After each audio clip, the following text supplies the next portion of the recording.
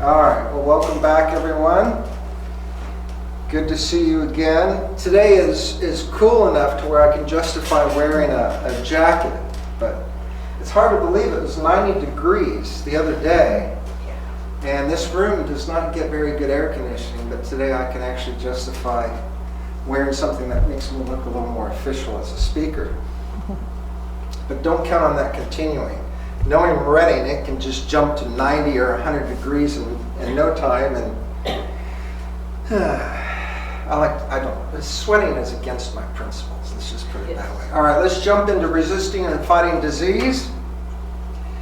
And as we know, in John's third letter to his church, God expresses the desire for his people to prosper in health and spiritually. Both of those are specifically mentioned. So God is very concerned about how we take care of our bodies. Now, some of the subjects we're going to talk about before these meetings are things that we've all heard before, at least to some degree or another, but it's easy to forget. And so it doesn't hurt to be reminded of some of these things to help us keep on track with taking care of ourselves. So tonight we're going to talk about water and making sure that we consume enough. We are about 60% water. I used to think it was higher, like 80%. That used to be what I heard all the time when I was a kid, but I did this research and lo and behold, we're about 60% water. The brain and heart are around 73%. The lungs about 83%, which explains why it so easily grabs dust. And we need those little hairs in there to remove all that particulate matter.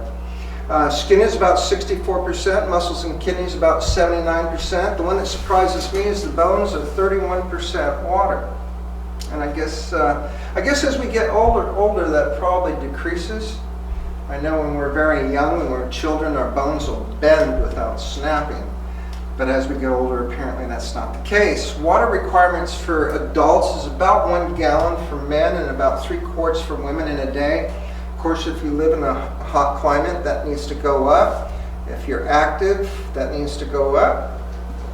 You need to be hydrated, and one way to know that you're hydrated, properly hydrated or not, is when you use the bathroom. If your urine is a dark color, you know you're not drinking enough water, right?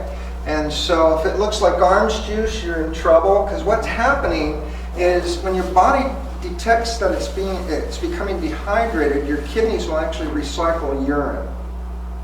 And so that's just toxins being rotated back into the system. And that's a self-preservation mechanism. So we want to stay hydrated. Our urine should look almost clear, but maybe not quite, but close to clear. Some of the benefits of water oxygenates your blood, which is critical for our immune system. Water facilitates the removal of toxins from the body. Toxins weaken the immune system. That's all connected. Water helps in the production of lymph. Lymph is used by the immune system to circulate white blood cells and nutrients. White blood cells are the soldiers of the immune system. Lymph carries white blood cells and other immune system cells from the thymus and the bone marrow. Bone marrow is very critical to our health. To the rest of the body, lymph also removes toxins from the blood. Being hydrated helps the eyes and mouth repel dirt, dust, and parasites. From what I understand, we have all kinds of little tiny critters running around in our eyebrows. That's nice to know. You know, I don't recommend getting a powerful microscope. You see all kinds of things you just don't want to see. So we want to stay hydrated. Water helps you digest your food. Proper hydration keeps you regular, and none of us want to be plugged up. Drink 2 glasses in the morning. I have one on my nightstand, so if I wake up and I feel dry, I'll drink a few swallows, a few mouthfuls, and in the morning I try to drink 2 full 8-ounce glasses, because during the night, just our respiration, we exhale a lot of moisture. Water prevents and treats common chronic ailments, arthritis, and joint problems. Drinking water helps lubricate the joints. Depression. So if we're dehydrated, we have problems with our mood. So being hydrated helps with depression, since without adequate amounts of water, your brain can't produce enough serotonin, which is one of the happy drugs. Proper serotonin levels fight depression and anxiety. Being properly hydrated will help you deal with insomnia, since your brain needs water to produce melatonin, which is the sleep drug, sleep chemical. And a couple of other elements that are directly related to dealing with certain diseases is leukemia, lymphoma, since drinking plenty of water ensures that your body produces adequate amounts of blood cells and immune cells and that they circulate properly.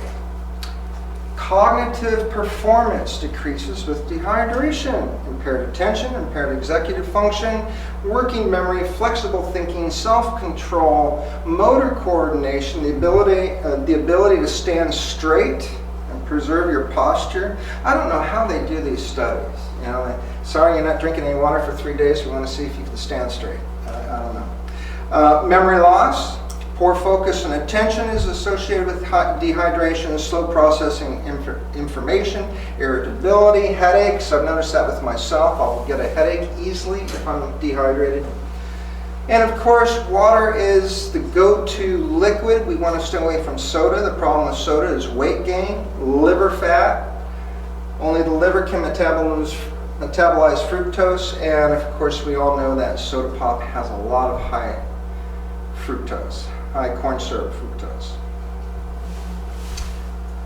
Let's move down to the bottom of the list. Sugar-sweetened beverages are believed to be the leading cause of type 2 diabetes. No essential nutrients, of course. It's just a sugar rush.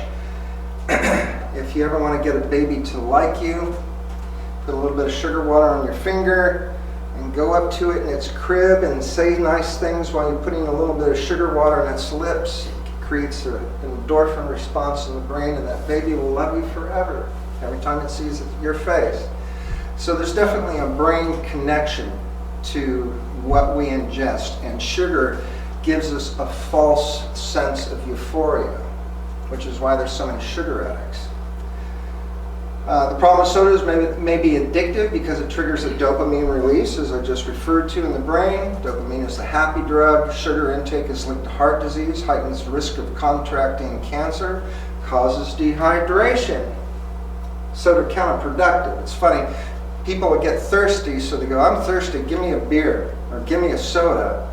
And alcohol and the sugar and caffeine are all dehydrating. So it's, you know, so in these commercials for these different beverages, you know, they say, if you're thirsty, grab one of these. Well, they know it's going to make you more thirsty, and you'll be done with a six-pack before you know it, thinking you're satisfying your thirst, right? Let me see the problems with coffee, which is often the go-to for people. I work with a lot of people that are bouncing off the walls because they drink a lot of coffee. Can't keep up with them. You think I speak fast. You should listen to these guys. So the problems with coffee is it causes anxiety and agitation, causes insomnia, irritates the stomach because it's very acidic, can increase blood cholesterol, can cause complications when pregnant, it can actually trigger miscarriages, premature birth, and of course in nursing it's transferred to the infant. Can aggravate diabetes symptoms, blood sugar fluctuations, may worsen osteoporosis, which makes sense. It's very simple chemistry. Certain foods, sugar, alcohol, many other things that we shouldn't consume. It lowers the blood pH. When the blood pH is low, the body's in distress. It needs to raise that pH back to neutral. It needs something alkaline. So what does it look to? Well, there's calcium in the bones, and there's a lot of it. So it's going to pull calcium out of your bones to bring you to a neutral pH. So this idea of drinking milk for your bones is a lie, because animal products with complex proteins causes your pH to drop in your blood, and so we find that this mechanism I just described takes place. So if you want to avoid osteoporosis, you need calcium, eat broccoli. It's a great natural source for calcium. And then, of course, there's alcohol, which I mentioned earlier. That's empty calories, can damage the heart, cause liver damage, contributes to cancer risk in a very large way. Head and neck cancer, oral cavity, throat and larynx cancer, liver cancer, breast cancer.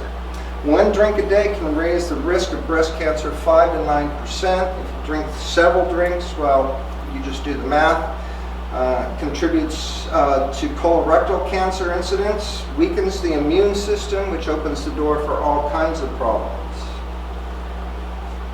And of course, as we know in 1 Corinthians 3, we've read this every meeting, if any man defile the temple of God, him shall God destroy, for the temple of God is holy, which temple ye are. So we have a responsibility to our Creator, who is our owner, to take care of our bodies. And drink plenty of water is part of the equation there. All right, let's take a break and in a couple of... Okay, as always, I stop to pray silently for a moment. If you're so inclined, please invite the Lord to be with us. Pray for me and pray for clarity of mind, and then we'll get into the message.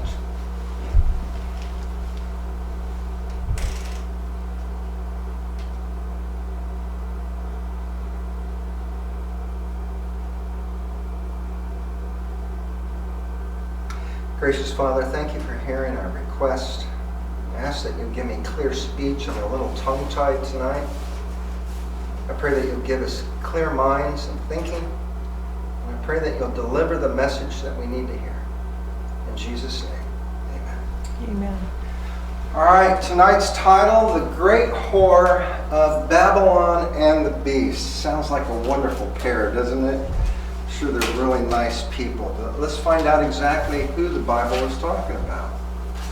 Now, typically when we look at Revelation 14, we look at the first and the third angel's message, which focuses on the dichotomy of worship,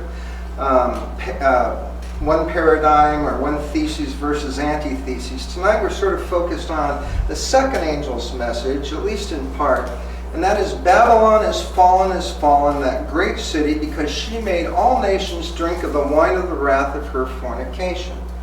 Now, we learned earlier about Babylon, and God does not put these phrases, these identifiers in the Bible for no good reason. So if we go back to Babylon, the actual kingdom of Babylon in Daniel's day, we had an issue with the civil power presenting false worship in the form of a golden image and requesting, or rather I should say coercing, God's people, in this case Shadrach, Meshach, and Abednego, to bow before this false form of worship. And so we have an example here of where a civil power is forcing upon God's faithful a false worship system. Now, back to verse 8 of Revelation 14, where it uses the term Babylon to describe something that exists today and will become more prominent in the future. So let's look at this. Babylon is fallen, is fallen. The angel is saying that modern day Babylon, and we'll find out who that is tonight and in subsequent messages, is in a state that is fallen. It is fallen theologically. It is contrary to Scripture. Notice it's referred to as a great city. And that's a key. That's very important. Because what we're going to look at tonight, the infamous beast with the image, is affiliated with a city. It goes on to say, because she in Bible prophecy is, or a woman, is a church. Either God's pure church or a false church. So we have Babylon, which is false religion, associated with the church, which is also associated with the city. And notice that it has global reach, because it says here, made all nations drink of the wine of the wrath of her fornication. And fornication in the Bible in this context means false religion. When it's used to describe pagan worship, it's often applied to those who claim to be God's people but have run amok. So we have a false form of worship here associated with a church that has a religion that has very Babylonian attributes, and it's associated with a city. Okay, let's move on. Now, a quick review of last time, our last meeting. It's pretty straightforward. We only have 2 points to make. A persecuting power rises out of the Roman Empire. This is the little horn, using well over a dozen identifiers, other to be addressed later on as this series progresses. We find that this little horn power is the papal system found in Rome. Okay.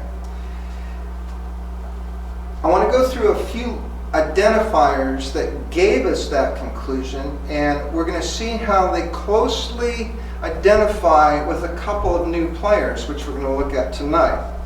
This little horn power arose out of the sea or a populated area. That's on your handout. Arises out of the Roman Empire. In some contexts, specifically Daniel chapter 8, it's considered synonymous with Rome. It arises after the 10 divisions of Rome, after it crumbled, but yet among them. Okay. This little horn power subdued 3 kings, or 3 of the first of the 10 kingdoms. So that's what gives us, I used to bowl, and I like to use this term, it gives us a 7-10 split. It gives us, out of the 10, we have 7 that remain. This little horn power, the papal system, the Antichrist power, uprooted 3 of the original 10. And we went through that, and we'll do a quick hit and run review on that later on in this message. It became more stout than his fellows, so it was originally referred to as a little horn. It's a little power that arises among 10 others. But it becomes more powerful, and as it becomes more powerful, it's able to wield civil power to eliminate 3 of the original 10, as I just said, which is why it's now referred to as more stout than his fellows, or his peers, his neighbors. And this is definitely borne out in history. The papal power exerted power over the governments of Europe for many, many centuries. It had the eyes of a man. In other words, we're talking about human wisdom as opposed to divine wisdom. It shall speak great words or blasphemies, and we found that definitely to be the case. Jesus was accused of blasphemy when he forgave sins or claimed to be divine, and the papal system claims to have both. The power to forgive sins, and it claims to be divine. It claims in its statements that if it makes a law or a decision that even heaven has to comply. That is arrogance of the highest order. That is blasphemy. He makes war with the saints. Well, the little horn, the papal system, killed tens of millions of Protestants in the Dark Ages. Shall wear out the saints and prevailed against them. So this was certainly a persecuting power. Now, all these key points we're going to find apply to the new players that we're going to look at tonight. Thinks to change times and laws. This will be God's laws. It doesn't do any good to change California's laws, right? This is in the context of Bible prophecy. So the laws that the little horn power of the papal system changes are God's laws. It also changes times, and we'll look at those times in a subsequent message. Will most notably persecute the saints for a time, times, and half a time. That's 1,260 prophetic days, which translates into 1,260 actual years. We'll review that again tonight. He believes there's an alternative to Jesus as Christ, or the Messiah. And we saw in our lecture last time that in their documentation they say salvation is through Mary and the Pope. That's a direct contradiction of the Scripture. We are redeemed to God through Jesus Christ. He is the only Messiah. Christ means Messiah. It is not Mary. It is not the Pope. This power denies the Father and the Son in some way. And we saw several examples of that, and we'll see them again tonight.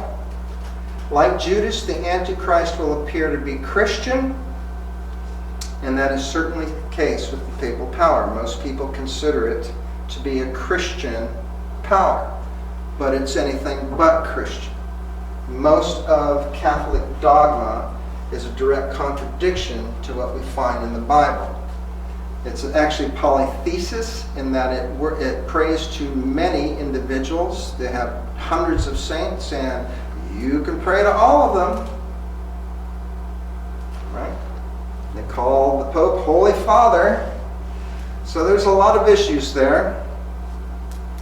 It is certainly not a Christian power, though it appears to be to most people.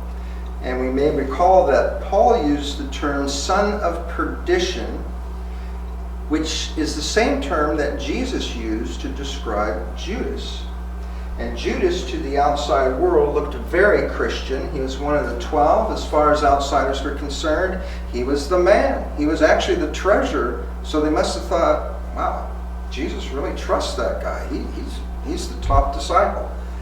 So the son of perdition looks very Christian. And Paul referred to the man of sin, or the Antichrist, as the son of perdition. And of course, John the Revelator made it very clear that he was to look Christian. Now, let's go to that time, times, and dividing of time that we saw earlier, reviewed in our last message, but in brief, we sort of got the cliff notes. Now, in Daniel 7, we have time, times, and dividing of time. That's a time, which is a year, times, which is 2 years, and a dividing of time, which is half a year.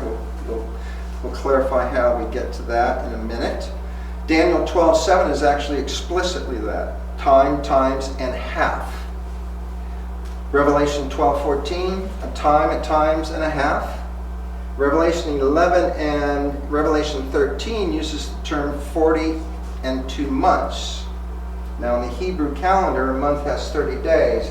42 times 30 is 1,260 prophetic days. Revelation 11 and Revelation 12, we have it explicitly stated as 1,203 score, or 60 days. A score is 20.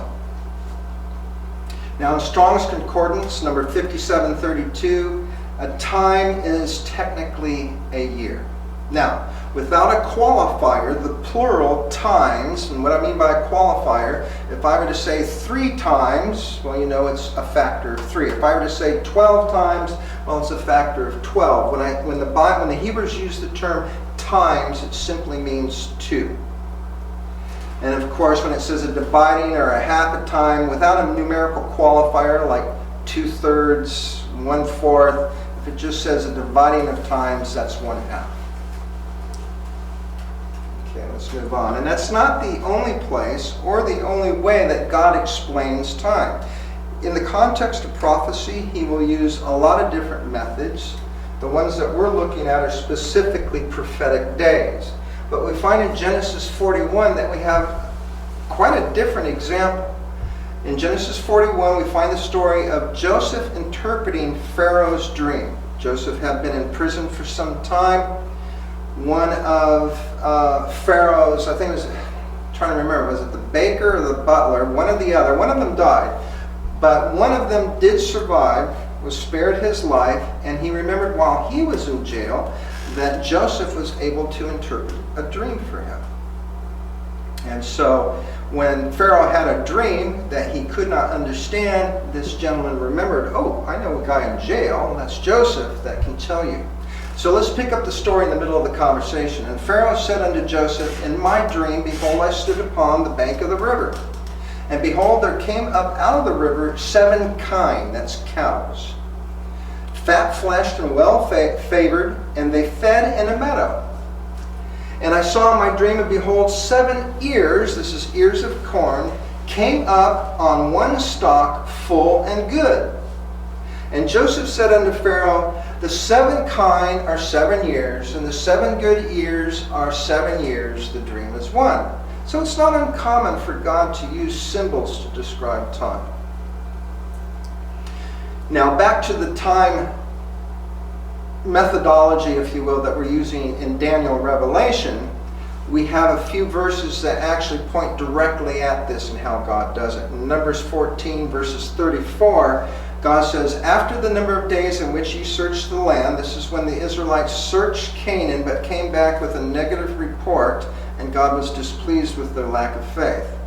After the number of days in which ye searched the land, even 40 days, each day for a year, now God prophesies, shall ye bear your iniquities even 40 years, and ye shall know my breach of promise. In Ezekiel, we find something similar in chapter 4, verse 6. And thou shalt bear the iniquity of the house of Judah 40 days. This is God speaking. I have appointed thee each day for a year. So when God prophesies, he may use something like cows and corn, but he's explicitly saying here, I use a day-year system.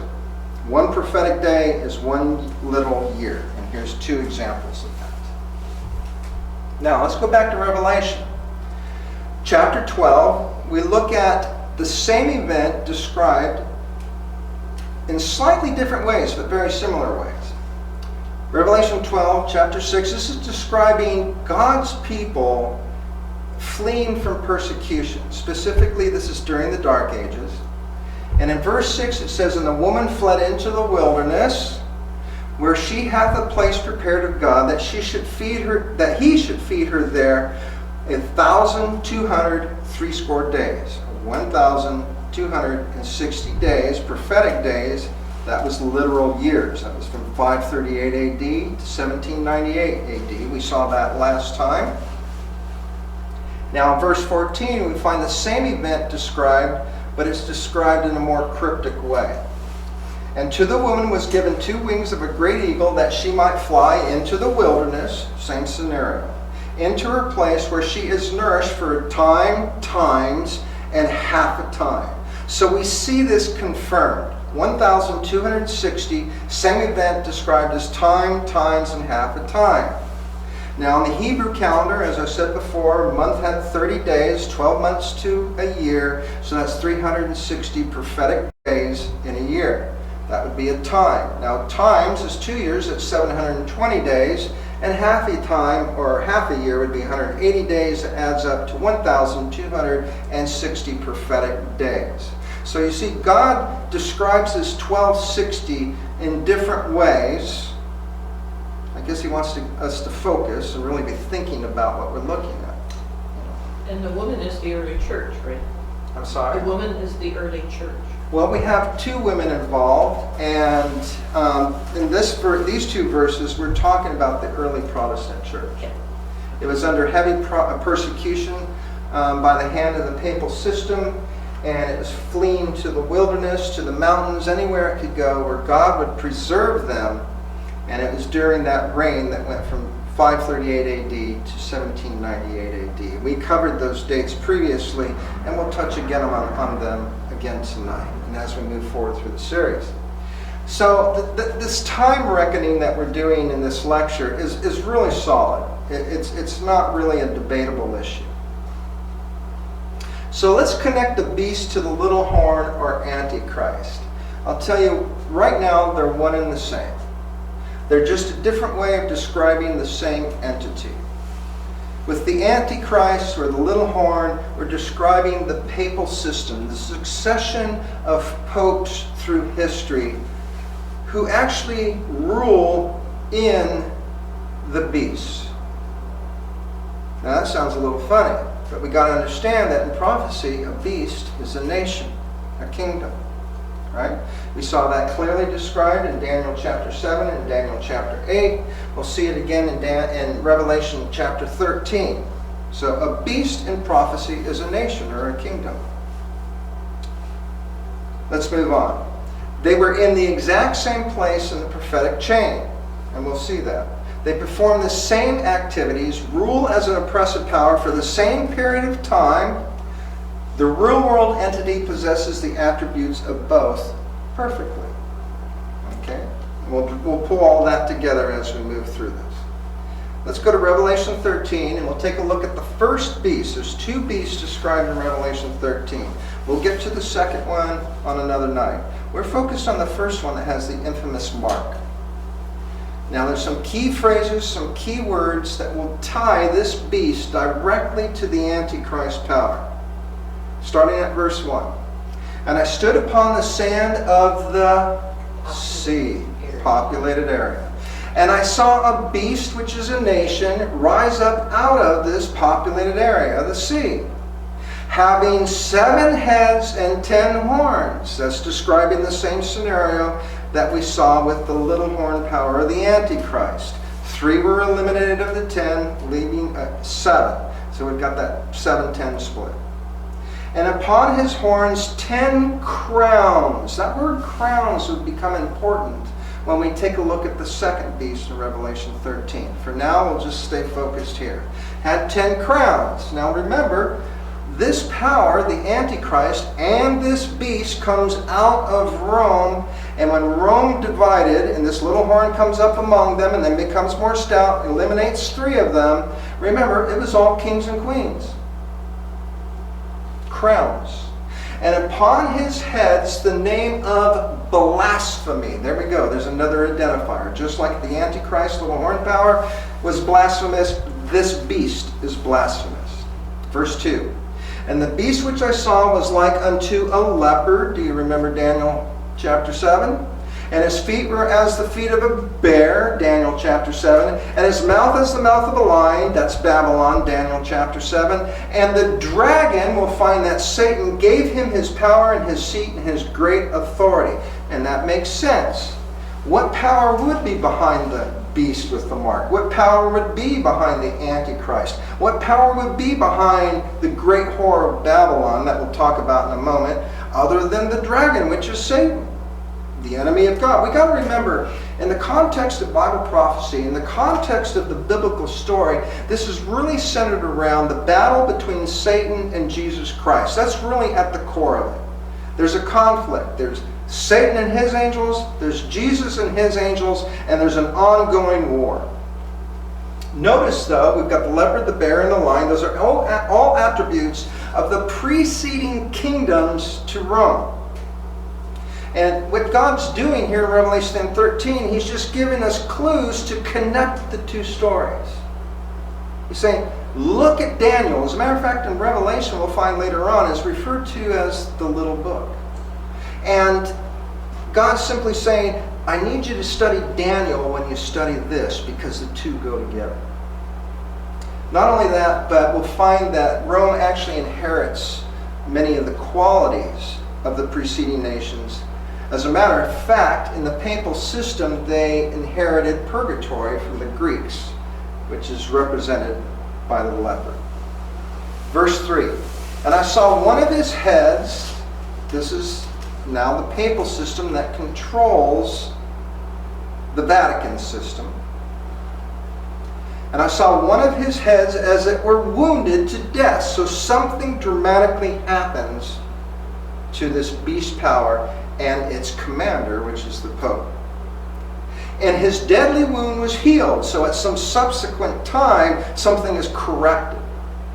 And all the world, notice this is also describing the fact that this has global implications. It's not localized. And all the world wondered after the beast. Okay, let's move on. Verse 4. And they worshiped the dragon. Remember, Satan wants worship. He doesn't care if it's directly pointed at him. As long as we're worshiping somebody other than the Creator, Jehovah, Elohim, he's got many names. As long as we're worshiping somebody other than him, it could be Buddha, it could be Krishna, it could be anything. It could be your sports car for all he cares. As long as you're worshiping something or someone, I should say, rather than Jehovah, the Creator, he's happy. But notice the Hebrew parallelism here. That's when the Hebrews say the same thing, but slightly 2 different ways. And they worship the dragon, which is going to be through the beast or the papal system. Indirectly, the dragon or Satan gets worshipped, which gave power unto the beast. And they, here's the parallelism, and they worship the beast. So the dragon gets worshipped by the worship that is directed to this beast, saying, who is like unto the beast, who is able to make war with him? So once again, this pulls us right back to what I've been saying all along. It's about this dichotomy between 2 camps of worship. And when we get to the mark and the seal of God, we'll see that contrasted even more. Verse 5, and there was given unto him a mouth speaking great things and blasphemies. Okay, it's reiterating this. The beast is blasphemous just like the little horn power. And he opened his mouth in blasphemy against God, to blaspheme his name, his tabernacle, and them that dwell in heaven. And we'll see that specifically how that unfolds in a moment. And it was given unto him to make war with the saints, persecuting just like the little horn, and to overcome them. And power was given him over all kindreds and tongues and nations. Notice the global scope. Now, I reiterate that for a couple reasons. During the Dark Ages, this would just encompass the then relevant world to the biblical stream of prophecy. The area centered around Palestine, where the Christian church was born, where the Christian church spread out and grew, the relevant players. It's like, someone may tell their spouse, "You're my whole world." So there's a context here. But when the deadly wound that we read about is healed, we'll find that the whole world literally means the whole world. Revelation 12:9, and the great dragon was cast out, that old serpent called the devil and Satan, which deceiveth the whole world. Now, can the devil deceive you if he walks up to you with a red suit and a pitchfork and a long tail? No. So if the devil's going to be deceptive, he's got to look like a good guy. And so he's going to use a front man. He's going to use an organization or a system or an individual that appears to be somebody you want in power, somebody you want to be in control, somebody who looks Christian. Remember, the battle is between Satan and Christ. And so for Satan to be deceptive, he's got to look Christian. Remember, he couldn't kill the church through persecution. He ended up infiltrating it. Right? Can't kill your enemy overtly, then you've got to get in there in some sneaky fashion. Yes.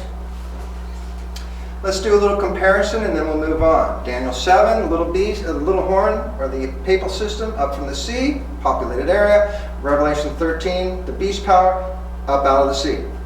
10 horn with 3 eliminated in Daniel 7. Revelation 13, 7-10, governmental power divisions. Daniel 7 got the lion, bear, leopard symbols, the predecessors of Rome.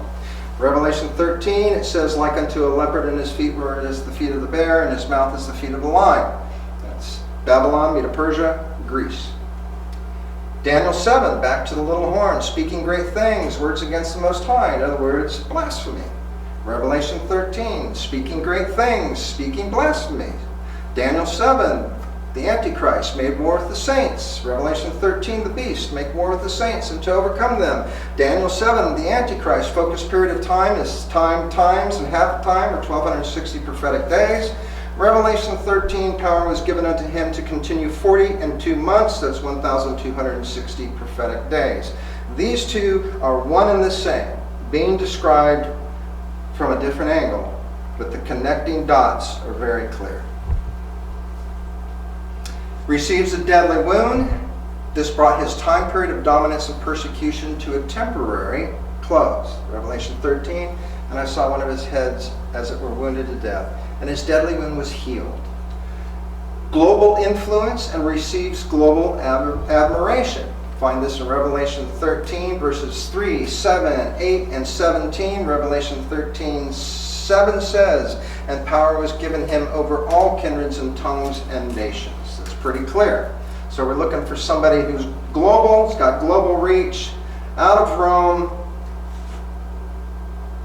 received a deadly wound that was healed, and we'll look at some specifics that explain those in a moment. He has an identification number, Revelation 13:18, and his number is 603, the infamous 666. It is not the mark of the beast, it's not a tattoo, it's not a barcode, it's not a stamp on your forehead, it's not any of that. It says here, and the number of his number is 603. So this is a way of identifying the beast. Blasphemies. God's name, tabernacle, and those in heaven. We find that in Revelation 13, verse 6, and we'll look at that specifically in a moment.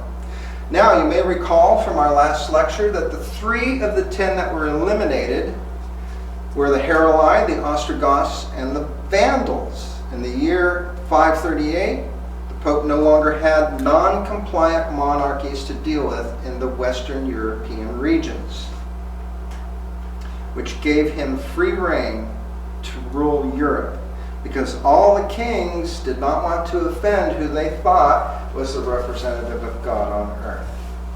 And so he could get this king to do anything he wants. He can tell this king, I need your armies to do this over here, etc., etc. So the Pope had established himself as a commanding power of Europe, using kings to do his dirty work. This is just a matter of historical fact. As a matter of fact, if a king didn't want to comply, they were in trouble. They would lose their lives, they would lose their kingdom. As a matter of fact, I think it was the king of Germany, I could be wrong on that, my memory could be failing me, had to stand in the snow for 3 days just for the privilege of apologizing to the Pope for having challenged the Pope's authority. The Pope had clear control, and this began after he eliminated the 3 kingdoms, the Vandals, the Heruli, and the Ostrogoths, which according to history had a theology that the Pope didn't like. So, in 538 AD, this time period of his reign begins. We add the 1,260 prophetic days, or literal years. That leads us up to 1798. So what happened in 1798? This is the deadly wound. Remember, it's one of his heads. There are many popes, but there was only one in office in 1798. And at that time, Napoleon had had enough of religion, he had had enough of this Christianity thing, and he had really had enough with that Pope guy, and he sends in his General Berthier into the Vatican. He takes the Pope, puts him in jail, and within a year this Pope dies. That's the deadly wound. No longer did the Pope have the control and the power that he had previously. He lost that civil sword that he was wielding. Revelation 13:10, it says, He that leadeth into captivity shall go into captivity. He that killeth with the sword must be killed with the sword. In the context of the first beast being described, this is Revelation 13, and this is what happened when he received the deadly wound. But it began to be healed when in 1929 Mussolini and Pope Pius XI signed the Lateran Treaty. Revelation 13:3, it says the deadly wound would be healed. I say it began to be healed because his civil power was restored, but at a very small scale. But as we know, today, presidents and kings and princes, business leaders go to the Vatican, bow and kiss the Pope's hand and refer to him as Holy Father and treat him as though he is indeed God. So the wound began to be healed in 1929 when the Lateran Treaty was signed. That's when Vatican City was established as a sovereign nation within the country of Italy. It is indeed a beast. It qualifies. And we see how the Pope has global influence. Remember, this entity that we're talking about has a global reach. All nations, all tongues, all kindred, etc., etc., as we just read a moment ago. We've got the Pope addressing Congress, addressing the UN. He's always seen with one of our presidents. I just picked 2 out of all of them that have met with him. He has global reach and influence. Now let's look at that number. Revelation 13:18. Here's wisdom. Let him that hath understanding count the number of the beast. So this is a number that identifies this beast, but more specifically, the leader of the beast. For it is the number of a man. It's the Pope. And his number is 666 or 666. Okay, well let's look at something to support that. Now if we're talking about Roman numerals and I put this up, how much is that worth? 5. And if I did that, that's probably worth 10. 10, right. So in many languages, letters have numerical equivalents. So in the Greek, the phrase Latin, the Latin kingdom, which indeed Vatican City is a sovereign nation, a kingdom, it's got a king, that's the Pope. In Greek, it's Hellatine Basilia. If you give each of those letters a value, which they have, and you can look this up on Google, each letter adds, the sum of the letters adds up to 666. In Greek, the phrase Italian church, and it's certainly an Italian church, it's the Italian church. In Greek, it's Atilica, Ecclesia. You take the value of each of those letters, the sum is 666, once again in Greek. Latin-speaking man, Latinios, take each letter and its numerical value at 666. Now, Revelation 13, it says, "And I stood upon the sand of the sea and saw a beast rise up out of the sea, having 7 heads and 10 horns, and upon his 10 crowns, and upon his head the name of blasphemy. And he opened his mouth and blasphemy against God, to blaspheme his name and his tabernacle and them that dwell in heaven." Blasphemy upon his head. Well, the tiara, one of the hats, crowns, whatever you want to call that thing, that the Pope wears, we have this phrase, Vicarius Filii Dei. It's in Latin, and it definitely is a name of blasphemy because it means representative of God. It can also be translated God on earth, but basically this is the vicar of Christ. Vicarius Filii Dei. Now, in Latin, the letters also have value. It's very similar to Roman. And when you take Vicarius Filii Dei and add them together, we have 666. God did not leave this for us to wonder about. All we have to do is do a little research. Now, as I said previously a few times, churches in the Bible are referred to as women. In prophecy, it's she or woman, etc., etc. The one we don't want to be part of is referred to as a whore. Now in Jeremiah 6, verse 2, "I have likened the daughter of Zion to a comely and delicate woman." That's a good church. In 2 John verses 1 and 5, John the Revelator says, "The elder unto the elect lady and her children, whom I love in the truth, and not I only, but also all they that have known the truth. And now I beseech thee, lady." So the idea of calling the church a lady or a woman or a she is common. Most Christians will tell you, yes, the Christian church is the bride of Christ. This is a common theme. Okay, so this is also used in prophecy. Revelation 12:1, we find the good woman, or good church. "And there appeared a great wonder in heaven, a woman clothed with the sun and the moon under her feet, and upon her head a crown of 12 stars. That's a dead giveaway. God's kingdom, the 12 tribes of Judah, the 12 disciples, the 12 layers of the foundation of the New Jerusalem in Revelation. 12 is representative of God's kingdom. So we have a woman with 12 stars on her crown. Now we have one that's not so nice. Revelation 17:1, "I will show unto thee the judgment of the great whore that sitteth upon many waters." There's that identifier. This great whore, this apostate church, associated with the waters, the sea. Just like the Antichrist and the beast, this great whore of Babylon comes out of the waters, a populated area. And we'll find that this great whore has all the same identifiers as the Antichrist and the beast power, making her the third component of this, if you'll pardon the expression, unholy trinity. Revelation 13:3, "So he carried me away in the spirit in the wilderness." This is John the Revelator speaking. And the he referred to here is a heavenly being facilitating the vision process. "So he carried me away in the spirit into the wilderness, and I saw a woman sit upon a scarlet beast." So we've got a church riding on a beast, which we already know is a kingdom. So we've got the Roman Catholic Church sitting on Vatican City, or in, I should say, Vatican City. And here it's described, "I saw a woman sit upon a scarlet-colored beast." The color scarlet's important, and we'll see that in a minute. "Full of names of blasphemy." There's that other link. "And 7 heads and 10 horns." There's that 7-10 split. So we're just seeing the same things over and over again, identifying these 3 key components of one entity.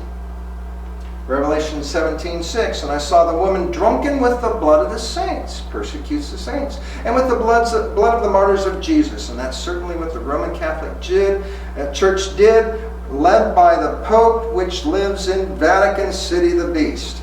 Revelation 17:7, I will tell thee the mystery of the woman, and of the beast that carrieth her, which hath 7 heads and 10 horns. This is the facilitator talking to John. And the woman was arrayed in purple and scarlet. Okay, so purple and scarlet are associated with this whore of a church.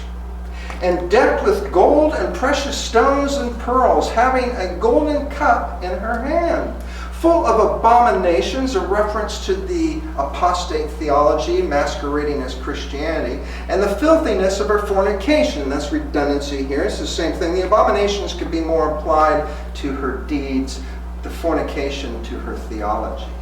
And upon her forehead was a name written, Mystery, Babylon. There's a reference to Babylon. We'll find that in the first 5 verses of Revelation 18. That's very prominent. God is calling his people out of Babylon, out of the false system of worship. And of course, the second angel's message in Revelation 14, we have Babylon has fallen, that great city.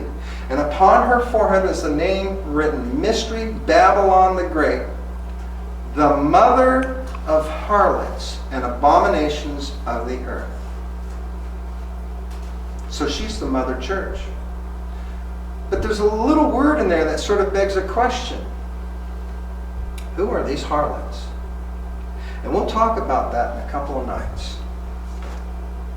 Now here's a picture of a bunch of leading Catholics meeting in scarlet and in purple. Was that not one of the identifiers? Purple and scarlet. Purple and scarlet. We also found that there was a lot of jewelry involved. Gold, precious stones, and pearls. If you ever go to the Vatican, it is just plastered with extremely expensive trinkets. And of course they usually have, expensive crosses and jewelry, but here's a picture of the Pope's tiara. It is uber expensive, uber valuable, gold, gems. I don't see any pearls specifically in this, but we've got that description displayed here in a cabinet. Those round things. Sapphires, maybe? No, the round things. Little, look like We've got diamonds, sapphires, rubies, emeralds. We got all kinds of expensive stuff in that crown. That crown's worth a lot of money. And then, of course, there's the ring that's plastered with diamonds and rubies. We got the gold crosses around the neck. And this image I stole off the internet. It is the purple whore holding a cup, riding a scarlet beast with the attributes we find in Daniel and in Revelation 13. But let's look to something that's more tangible. Here's a coin that the Vatican minted. We have a woman, that's the church. It's got the cross, so it's masquerading as Christian. And what's in her hand? Cup. Just as described in Revelation 13. She's got a cup. We'll talk about the sun symbol in a couple of nights. That's extremely important. All right, so clearly we're talking about the same entity. The beast, Vatican City, a nation. A beast is a nation. Vatican City is a sovereign nation. We've got the great whore, the woman that rides on a beast or nation, Roman Catholic Church, Vatican City. And then we have the Antichrist that's governing and managing the whole thing, and that is the papal system. Let's do a little bit of review and sort of tie some things together. Revelation 13:6, and he opened his mouth in blasphemy against God, to blaspheme his name and his tabernacle and them that dwell in heaven. We've already read that. Okay, let's break it down a little bit. He's referred to as Holy Father. Only God in heaven is holy. That's blaspheming God's name. Catholic cathedrals, Catholic cathedrals must have a relic or a bone of a saint inside. That's blaspheming the tabernacle. They are littered with idols. Both idol worship and veneration of the dead is explicitly forbidden in the Bible. So that's blaspheming the tabernacle. The priest presumed to have the power to forgive sin. This blasphemes those in heaven which have the actual power to forgive sin. Only God can forgive sin in the name of Jesus Christ. So let's sort of tie it together again. Little horn of Daniel, up from the sea. Beast of Revelation, up from the sea. Great whore, many waters. Little horn, or papal power, 10 horn with 3 eliminated. Got the 7-10 division. Beast of Revelation, 7-10 split again. The horn of Revelation having 7 heads and 10 horns. Clearly, we're talking about the same organization. We've got the lion, bear, and leopard symbols in Daniel. We've got leopard, bear, lion symbols, Revelation 13 for the beast. And in Revelation 17, we have this whore that sits on a beast, or church-state union. Okay. And the beast she's riding on was what came out of Rome. And that we've gone over ad nauseum, have we not? Got the little horn of Daniel speaking great things or blasphemy. The beast speaking blasphemy, great things. The woman has names of blasphemy on her forehead. Made war with the saints, that's the little horn. Or the papal system makes war with the saints, Revelation 13, or the beast. Revelation 17, I saw the woman drunken with the blood of the saints. We're talking about the same system. Little horn of Daniel, focus period of time is time, times, and half a time. Revelation 13, 40 and 2 months, which is the same period of time, 1,260 prophetic days, 1,260 little years. Revelation 17, Catholic papacy and carte blanche power, had carte blanche power to persecute God's saints from 538 AD to 1798, as history shows us, and we reviewed. Let's make some conclusions. We'll finish out the night. The Antichrist that rises out of Rome is one and the same as the beast and the great whore of Babylon. It's an amalgam. It's a composite of 3 ways God has shown us who the bad guy is. The counterfeit, masquerading as Christian but blasphemous. The papal system or Vatican has all the traits of the 3. It's really clear when you lay it out and look at it carefully. God is showing us in the end of time who we need to look at. We don't need to be focused on some temple being built in Jerusalem. We don't need to be focused on some guy who's just suddenly going to appear, waltz into a temple, sit down, his eyes are going to glow red, and he's going to do a bunch of bad things. I mean, Satan must be laughing at how stupid we are. I mean, he is subtle. He's a subtle snake. He's going to masquerade as a Christian, and he's going to slowly put the pieces in place so that the vice will be tightened down on God's people. And the only way out of the situation he's going to create is absolute trust in Jesus Christ. He's not going to just have this guy waltz in and go, "Hey, I'm the Antichrist, check me out. Woo, I'm in the temple." But everybody's focused on Jerusalem, Jerusalem, Jerusalem.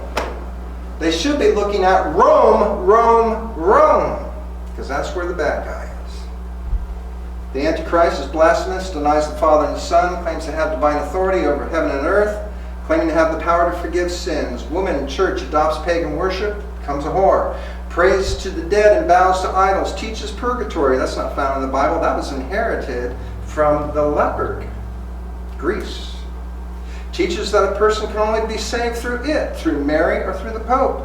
That's blasphemy. That can be happening only through Jesus Christ.